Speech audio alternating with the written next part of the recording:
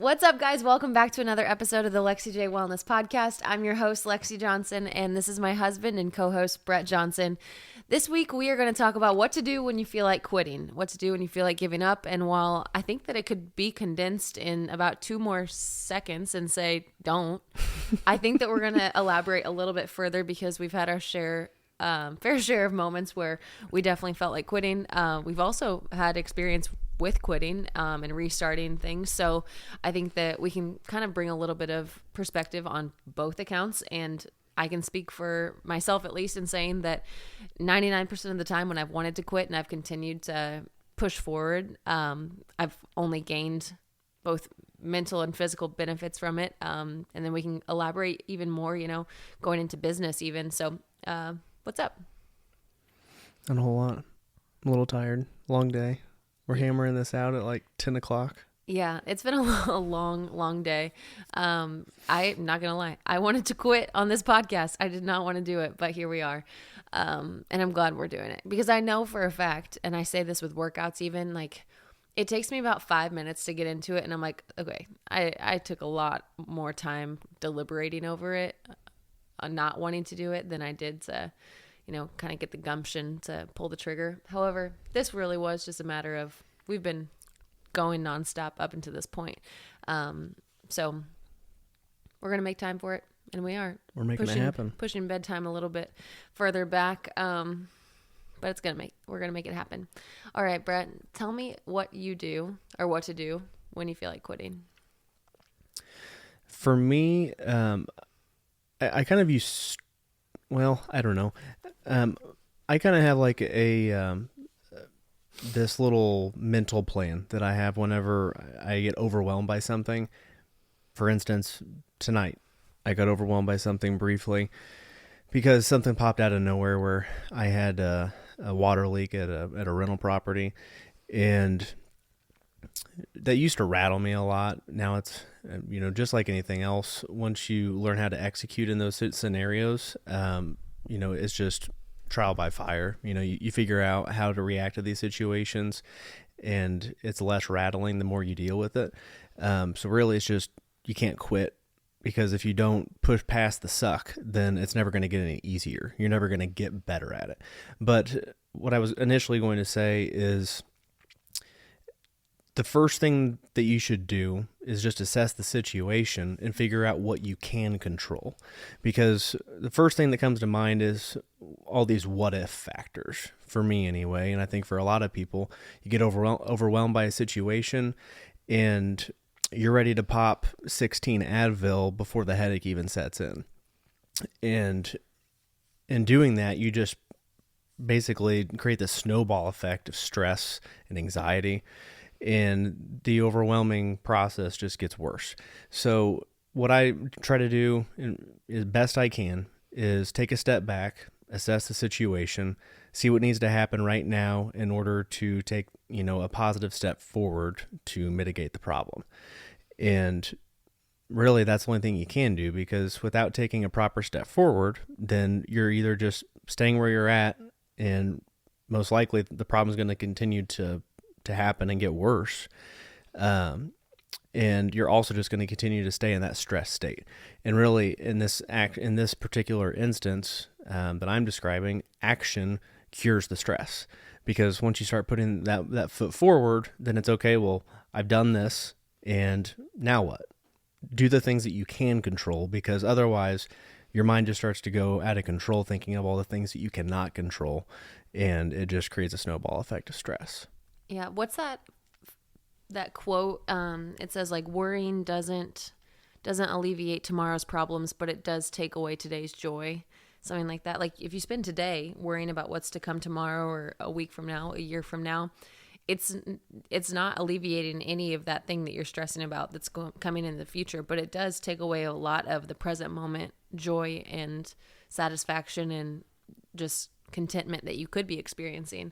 And I think to your point, when you said action cures fear, that's exactly right. Because in my experience, and I can only speak to my experience, but the things that cause me anxiety, the things that cause me stress are doing so because I don't have enough experience. I don't have enough evidence to prove to myself that I am capable of handling that thing. And as you said, once I do that thing once, or once I execute a couple times, the next time that problem arises, it's not as big of a deal, because I have that evidence in my brain to say, okay, well, I lived to tell the tale the last time I did this. I survived. It was fine. We know exactly what to do. Like, we've been through this. Mm-hmm. And I think that could be said with anything. Obviously, like, business is one of the huge things that comes to mind when I'm thinking about that. But I'm sure, like, as parents, and again, we can't speak to that, we don't have kids, but I can only imagine the stress and anxiety and just all of the questions in your brain for that first kid. But when I talk to my siblings or anyone that has multiple kids, by the second and third, they're like, oh, we know exactly what to do. We know exactly what to expect. And although it's different with every kid, you have that experience and that proof that you can recall and pull from the file folder and say, I've done this before. I'm competent in this. And I think that wanting to quit or anxiety, stress, any of those things is just a lack of experience. Mm-hmm. Yeah, and even if it's not something that you've experienced before, if a problem arises, you start to just gain that confidence in yourself that you're going to be able to overcome whatever it is that's thrown at you, because just by doing hard things in general, right? Things that have brought you to that point before, right? Because in business, there's always going to be something new. There's always going to be a new obstacle. It's just part of it. So yeah, I think really it's just the building of confidence over time through execution. And again, that only becomes possible by not quitting, because initially I think there's, and we're talking about this from a business perspective. So let's translate this to working out, because who knows? I don't even know what the statistics are. I mean, I've heard them for New Year's resolutions and all that. It's kind of in one ear, out the other, but it's a crazy high stat of the number of people that give up very shortly after their New Year's resolution. We've talked about those before, and that's just one thing that comes to mind for me whenever I think about people quitting something. That's very relatable, because in our space, you more so than I, deal with people that you deal directly with people that are doing that. They go through the ebbs and flows of motivation and momentum, and they give up on themselves. In that, thinking about health, whether it's fitness or nutrition, and wanting to quit, it's so common to want to quit. And I feel like if you've never wanted to quit, you've probably never done anything that was new or challenged you. Because even to this day, when I'm seasoned in both health or fitness and nutrition, but there's still days that I want to quit, and there's still days that I don't want to do it. But I think that it's just seeking comfort in that present moment. And it's kind of a bargaining tool, because you either get comfort now in this moment where you quit and you're relaxed. You can go back to the couch, you can push snooze, and you're good. You're good for this temporary moment right here. But that's setting you up for long-term discomfort, because it's not comfortable to not fit into your clothes. It's not comfortable to be out of breath walking up the stairs. It's not comfortable to not have any energy, or to not be able to play with your kids, or do any number of things that you would be able to afford to do if you just choose that temporary discomfort. So it's kind of just bargaining with future you and pushing that inevitable off. And I think it's a trade-off for, okay, do you want to be uncomfortable for a short amount of time right now? Or do you want to bite the bullet or vice versa, bite the bullet and be uncomfortable right now in order to set yourself up for long-term? You're confident, you're stronger, you're comfortable in your skin, you're, healthier, your quality of life has improved, and it's just a matter of picking what you want most over what you want in that moment. Because nobody wants to have low energy. Nobody wants to be mentally unwell. Nobody wants to not fit into their clothes, or not like the way they look, or to turn down social events because they're not comfortable or confident to go out. Nobody wants that. Everyone wants to be healthy and happy and strong and confident. But it's a matter of the retention in that system. Everyone's goals are overarchingly pretty similar when you think of it in terms of that, just like quality of life and well-being. Everybody wants to be healthy and happy, but not everyone is willing to continue to make that bargain with themselves and understand that you have to do the hard things in order to get where you want to go.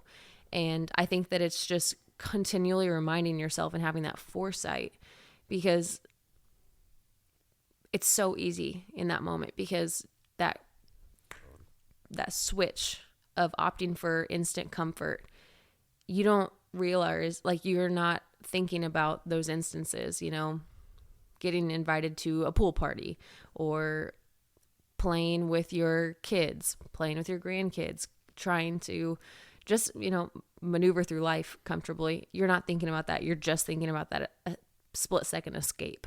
And because we're so focused on the here and now, and we also want the results in the here and now, and we don't get the results in the here and now, that it's really easy to just bargain with yourself and say, I'll start another day.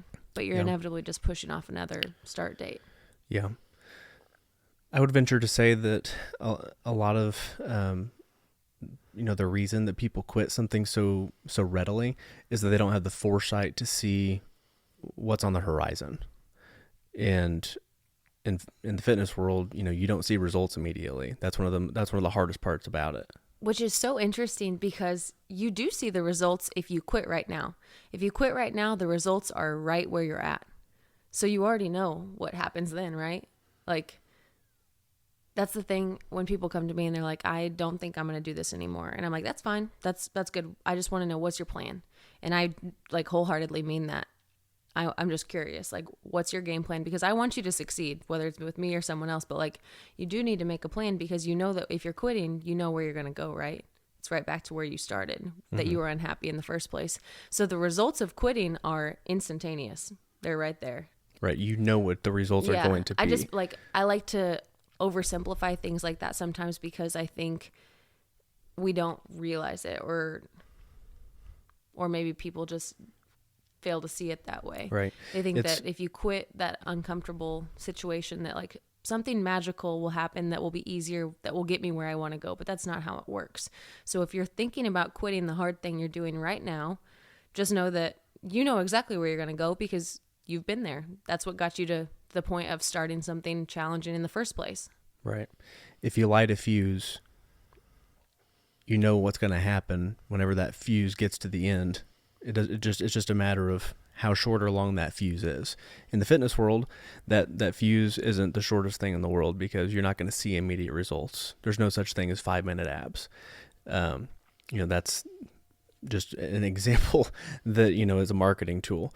So because people don't see those results immediately, then, they give up on themselves. But on the same token, what you're describing here is that as soon as you make that decision to stop, the result has already been predetermined, because you're already giving up on what that result will be, or would have been had you stuck with your plan.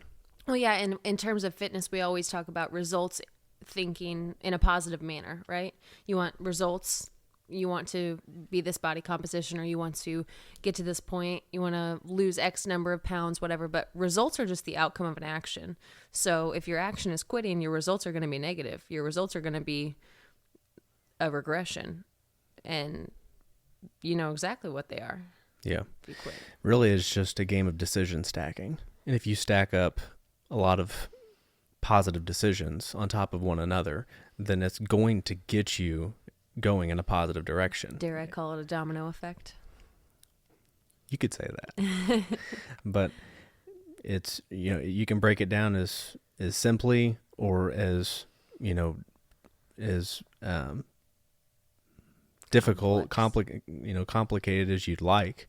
But what it comes down to is making one good decision after another. It's as simple as that. And as long as you're making those decisions one after another, then you are going to get to where you want to go. It's just a matter of making a plan, making sure that it's a plan that's going to, lead you where you want to go. Make sure it's a good plan and you've got, solid footing. But really just comes down to execution and if you perform the tasks. Yeah. So grit is something, it's a Lexi J Wellness core value. And grit is basically your ability to withstand pain, discomfort, and to continue on, to continue pushing. If you've never read the book Grit by Angela Duckworth, I highly recommend it. It makes my nerdy little brain light up. But a few weeks ago, I guess now over a month, I was able to sit in on a meeting where Mike Matheny was talking, and Mike Matheny was a very accomplished manager of the Cardinals, a not so accomplished manager of the Royals, but played in the Major League Baseball system for a while and then coached. And he spoke, and he had this acronym, but the last letter of it stood for grit. And he was talking about going through these trials and tribulations of being a manager and just the stress and the expectations of a baseball club and the city around them if you aren't performing to the level that the standard that they've set. And he said, man, we were having a really bad season, and one of my mentors, someone that I looked up to so well that had been successful in the business, had called me, and he was like, I picked up that phone just knowing that he was going to tell me the blueprint. He was going to give me the blueprint to fix this all and to turn it all around. And he said, just focus on making the next good decision, the next right decision. There was no perfect blueprint that he gave him. It was just as simple as that. Yeah. So, and I think that's all you have to do.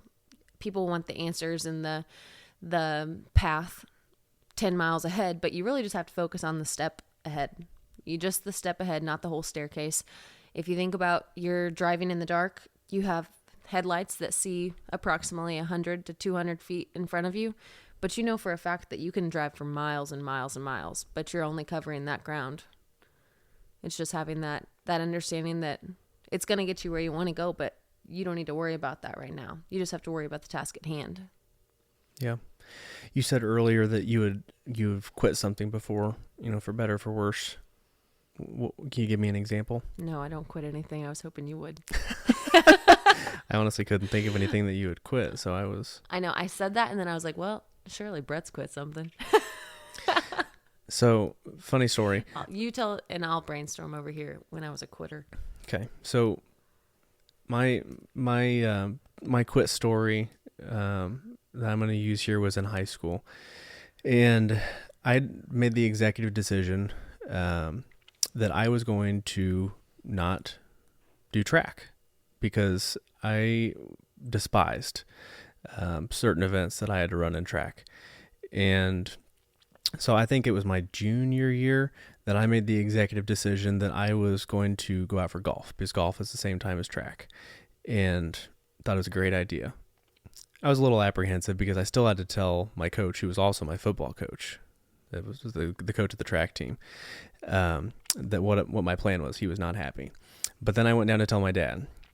I think he had to sign a paper or something for the golf team, and told him what my plan was, and he not so politely said, no, you're not doing that.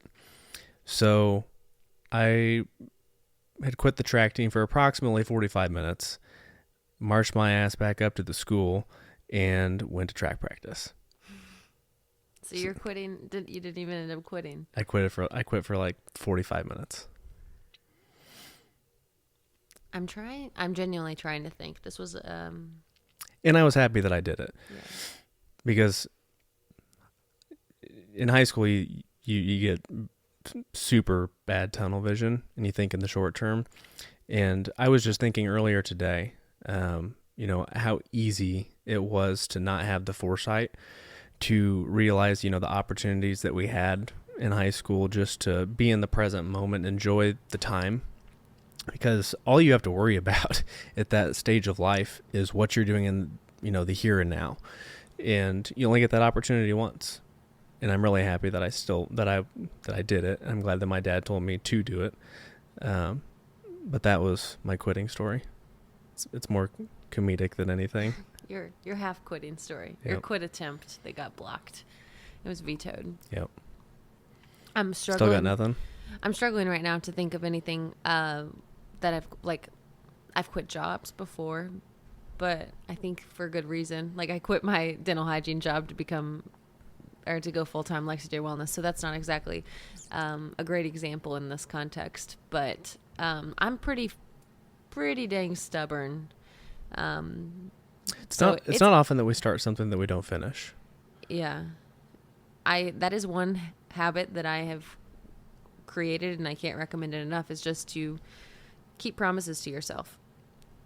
This was actually a podcast topic that I was thinking of because I had listened to a similar podcast, and it's a little spicy, the topic was, and it was basically just like how, I can't remember the exact phrasing, but it was basically how keeping promises to yourself makes you more attractive.